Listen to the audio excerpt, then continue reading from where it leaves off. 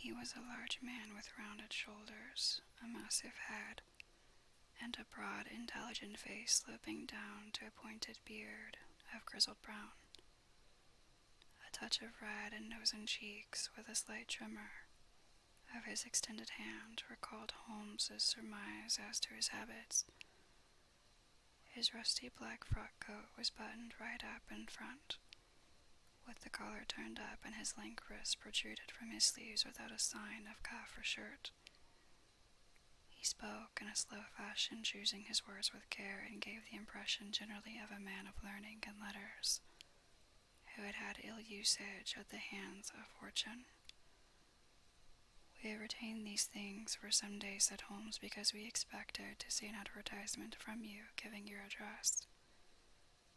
I am at a loss to know now why you did not advertise." Our visitor gave a rather shamefaced laugh. "Shillings have not been so plentiful with me as they once were," he remarked. "I had no doubt that the gang of roughs who assaulted me had carried off both my hat and the bird. I did not care to spend more money in a hopeless attempt at recovering them. Very naturally, by the way, about the bird, we were compelled to eat it." "To eat it?" Our visitor half rose from his chair in his excitement. "Yes, it would have been of no use to anyone, had we not done so. But I presume that this other goose upon the sideboard, which is about the same weight and perfectly fresh, will answer your purpose equally well." "Oh, certainly, certainly," answered Mr. Baker with a sigh of relief. "Of course, we still have the feathers, legs, crop, and so on of your own bird, so if you wish—" The man burst into a hearty laugh. "They might be useful to me as relics of my adventure," said he, "but beyond that, I can hardly see what use the pieces of my late acquaintance are going to be to me. No, sir, I think that with your permission I will confine my attentions to the excellent bird which I perceive upon the sideboard." Sherlock Holmes glanced sharply across at me with a slight shrug of his shoulders. "There is your hat, then, and there your bird," said he. "By the way, would it bore you to tell me where you got the other one from? I am somewhat of a fowl fancier, and I have seldom seen a better grown goose." "Certainly, sir," said Baker, who had risen and tucked his newly gained property under his arm. "There are a few of us who frequent the Alpha Inn near the museum. We are to be found in the museum itself during the day, you understand. This year our good host, Windigate by name, instituted a goose club by which, on consideration of some few pence every week, we were each to receive a bird at Christmas. My pence were duly paid, and the rest is familiar to you. I am much indebted to you, sir, for a Scotch bonnet is fitted neither to my years nor my gravity." With a comical pomposity of manner he bowed solemnly to both of us and strode off upon his way. "So much for Mr. Henry Baker," said Holmes when he had closed the door behind him. "It is quite certain that he knows nothing whatever about the matter. Are you hungry, Watson?" "Not particularly." "Then I suggest that we turn our dinner into a supper and follow up this clue while it is still hot." "By all means." It was a bitter night, so we drew on our ulsters and wrapped cravats about our throats. Outside the stars were shining coldly in a cloudless sky, and the breath of the passers-by blew out into smoke like so many pistol shots. Rang out crisply and loudly as we swung through the Doctor's Quarter, Wimpole Street, Harley Street, and so through Wigmore Street into Oxford Street.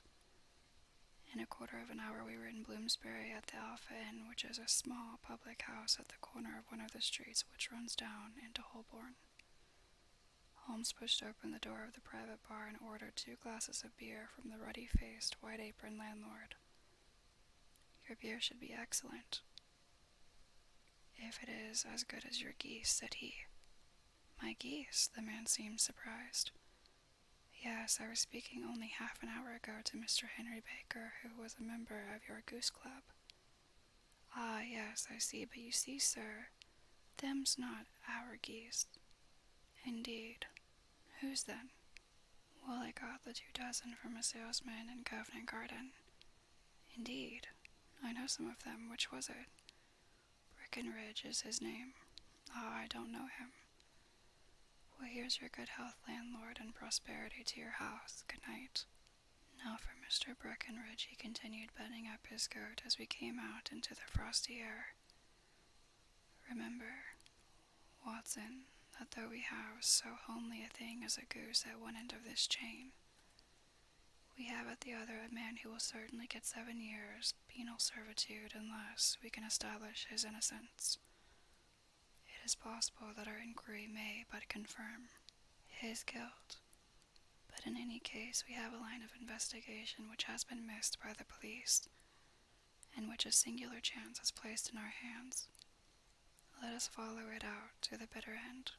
Faces to the south then, and quick march. We passed across Holborn, down Indal Street, and so through a zigzag of slums to Covent Garden Market. One of the largest stalls bore the name of Breckenridge upon it, and the proprietor, a horsey-looking man, with a sharp face and trim side whiskers, was helping a boy to put up the shutters. "Good evening. It's a cold night," said Holmes. The salesman nodded and shot a questioning glance at my companion. "Sold out of geese, I see," continued Holmes, pointing at the bare slabs of marble. "Lay you at 500 tomorrow morning." "That's no good." "Well, there are some in the stall with the gas flare." "Ah, but I was recommended to you." "Who by?" "The landlord of the Alpha."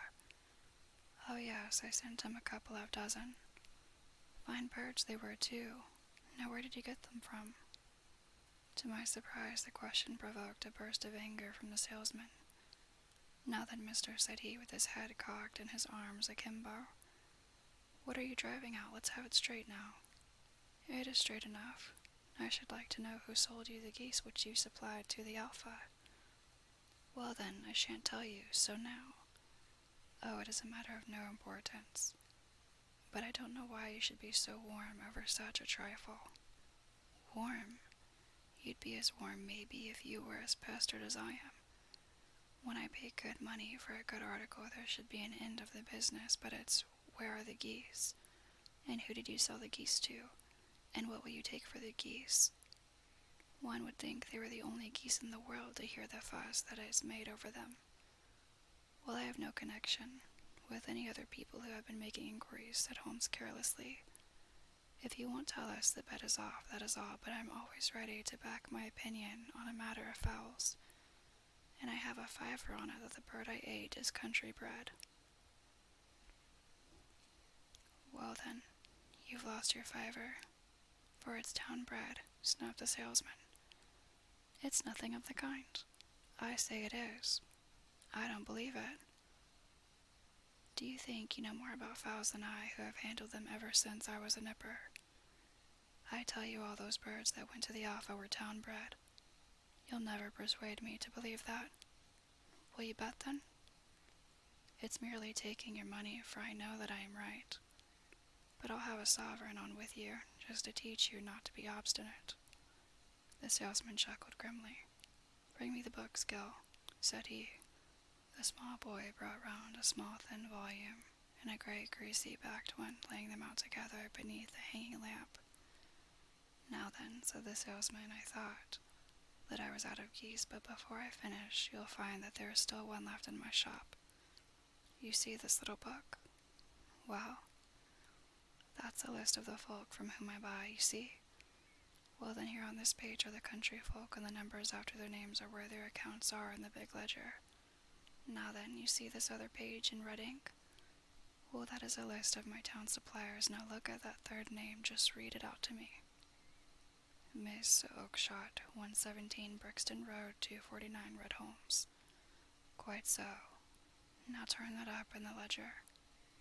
Holmes turned to the page indicated. "Here you are, Miss Oakshott, 117 Brixton Road, egg and poultry supplier.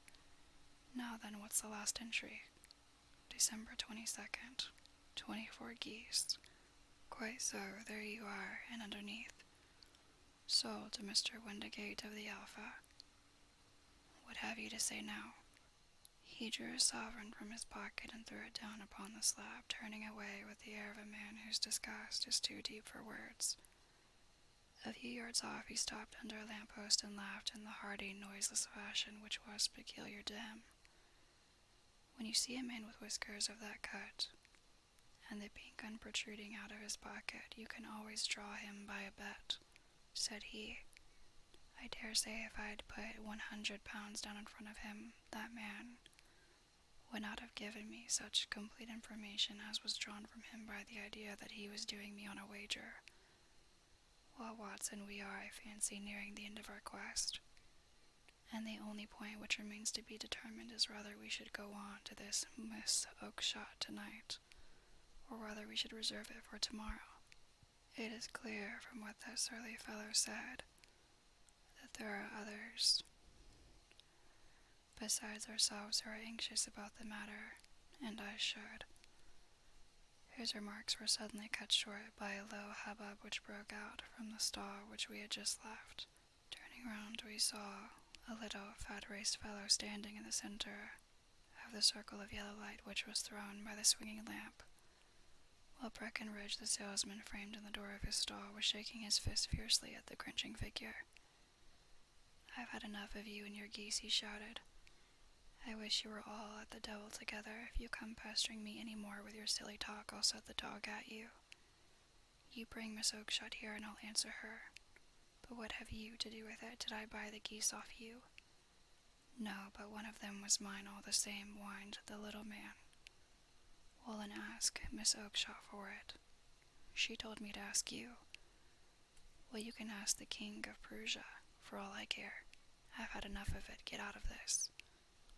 He rushed fiercely forward, and the inquirer flitted away into the darkness.